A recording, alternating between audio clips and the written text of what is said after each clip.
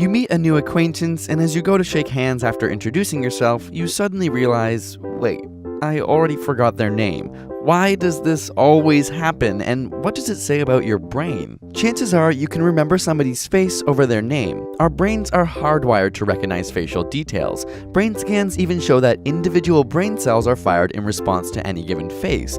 But when it comes to forgetting names, it may have to do with something called the Baker effect. If I tell you I'm a baker, I'm providing information about what I do and how I spend my time. But if I say my name is Baker, it has no mental links and is vulnerable to forgetting. After all, names are completely arbitrary and hold no specific information in them, and if your brain can't make connections between multiple pieces of information, particularly things you already know or feel familiar with, then you're more likely to forget that information. Of course, it doesn't help that you're often focusing on introducing yourself. This is known as the next in line effect. Instead of watching and listening to the other person, your brain starts focusing on its own routine, what you'll say, how you'll move, etc. And we simply aren't very good at both disseminating information at the same time we try to take in and store new information.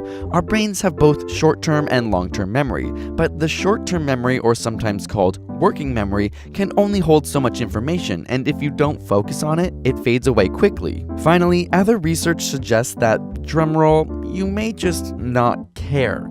Honestly, you may be at a party in which you'll never see this person again, or just generally uninterested in forming a new relationship. Simply put, the more interest you have in something, the more likely your brain is to make new connections. As a result, people who enjoy making new relationships are tuned in and focused, and barely feel as if their memory is being used or tested. So how can you improve your ability to remember names? We break down 7 clever tips to avoid forgetting names in our newest ASAP Thought video, which you can check by clicking on the screen or using the link in the description below. These tips have been so useful to us.